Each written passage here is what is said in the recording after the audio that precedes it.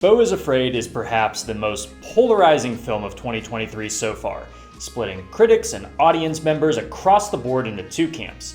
Some think it's a creative, visionary tale with impactful themes, and others think it's a dumpster fire that will kill the director's career. But what about the one opinion that matters? Some nobody on YouTube with just under 500 subscribers. What's his take on all of this? Well, I've seen the movie, and I'm going to give you my thoughts and opinions. But before I do, if you'd like to help me get over that 500 subscriber hump, feel free to hit that subscribe button to get more movie reviews and even movie-themed cocktails. So, Beau is Afraid is the latest film from director Ari Aster, the mind behind breakout A24 horror films Hereditary and Midsommar. Aster is one of my favorite directors working today. I love his style of storytelling, the way he injects real-world themes into stories of ghosts and cults, and his underlying dark humor. Beau is Afraid is his first theatrical work that I wouldn't right out call a horror film in the traditional sense, but that doesn't make this movie any less fucked up, believe me.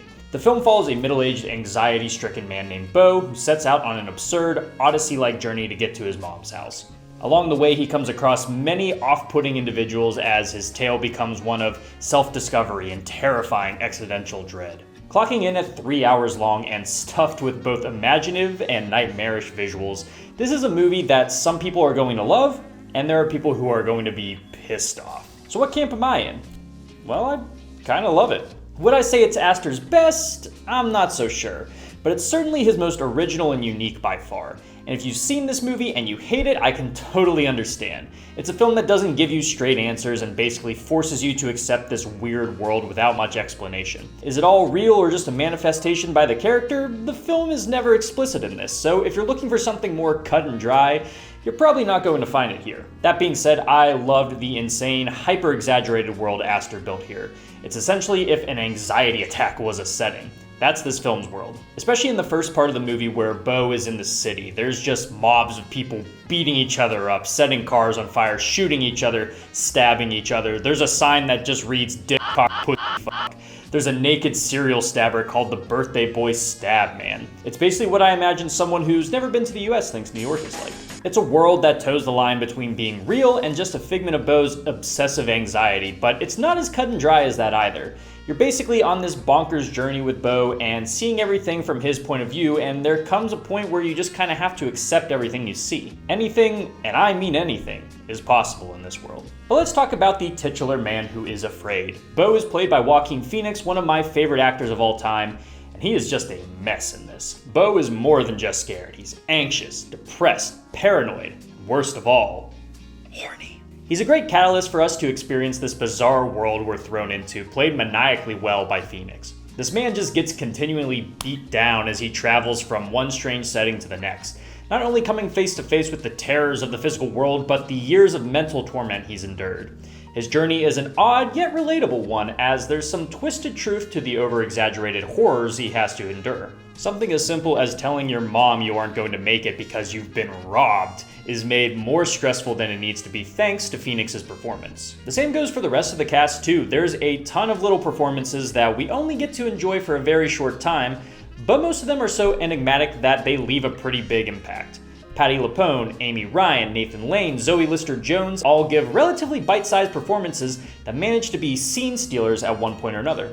Bill Hader even gets a nice little blink and you'll miss it cameo. I can't go into the performances too much without treading into spoiler territory, but I think Nathan Lane was probably the standout for me. His character is so happy-go-lucky to the point where every time he opened his suburban dad mouth, I was laughing. Visually, the movie is stunning to look at, from its set design to its scene staging to its camera movements and editing. The crafting of this world, like many of Aster's previous films, is incredibly precise and intentional. While many of his past films are littered with little hints and references towards things to come, I didn't really get the sense of that here. Granted, there's so much to take in that it was hard to analyze every little detail, but even still there's so many little jokes to catch. The entire movie looks great, but there's one sequence in particular that is just very amazing. It's styled after a pop-up book with paper grass, trees, buildings, and water, but what makes it so impressive is its integration with actual human actors. It's a stunning few minutes that does a fantastic job at illustrating a melancholy dream of what could have been if things in Beau's life played out differently. It really makes me want an entire film done in this style with this level of craftsmanship. So it looks great, it's well acted, but what is it all about? Is it more than just blue balls and mommy issues? Well, yeah, there's actually quite a lot going on here, maybe even too much? At the heart of it all, this film is about guilt and the anxiety that stems from it. Its take on guilt goes a few different ways, being something imposed on us by others and something imposed on ourselves by ourselves. I'm sure everyone wrestles with guilt in some form or another, wondering if it's been rightly bestowed upon them or if they've been manipulated into thinking they deserve it. Whether warranted or not, that dread and self-loathing that comes with it can be enough to mess you up for a lifetime, where you may never get the answers you're looking for. This movie is kind of the same way. It doesn't give you definitive answers to what you've just experienced, which may piss some people off. It's not cut and dry, like I said, or straightforward by any means, and the way it goes about covering its themes can be seen as tiring or even nonsensical. My biggest issue with the film is its pacing and how a lot of the sections in the film feel like too much a diversion from the main plot and themes. While entertaining, it does feel like some of the sections lose sight of what we're doing here in the first place, and their prolonged lengths can make you forget about what the end goal even is. Not to say that they don't serve a purpose, it's just that I'm not sure the film ultimately needed all of these splinters from the main idea. Like I said, it's 3 hours of absolute insanity, and while I've seen some refer to it as inane, I don't think that's a fair assessment. Juvenile and crude at times? Absolutely. Sometimes it has the sense of humor of a high school boys' lunch table. But the darkly absurd humor and nightmare world scenarios all do serve a purpose one way or another. I think we may have just become accustomed to dumb humor for the sake of being dumb, but this film isn't like that. A lot of people might not feel the same, but I just love weird shit like this. Ari Aster took a big swing here that ended up being one of the most audacious films I've seen in quite a while. It doesn't all work at times, and it will certainly leave a weird taste in your mouth by the end, but I'll take more batshit films from directors with something to say any day.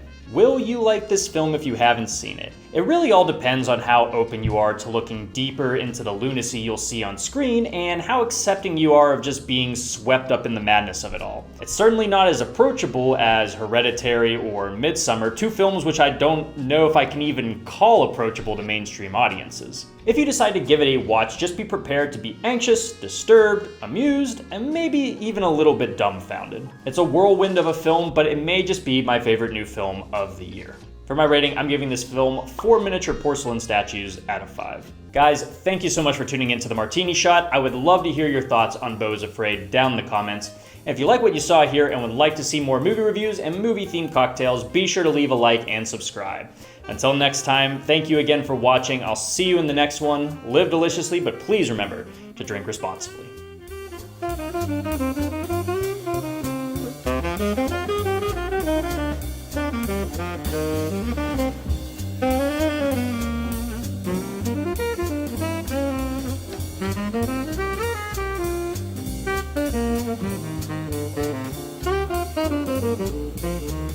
Thank you.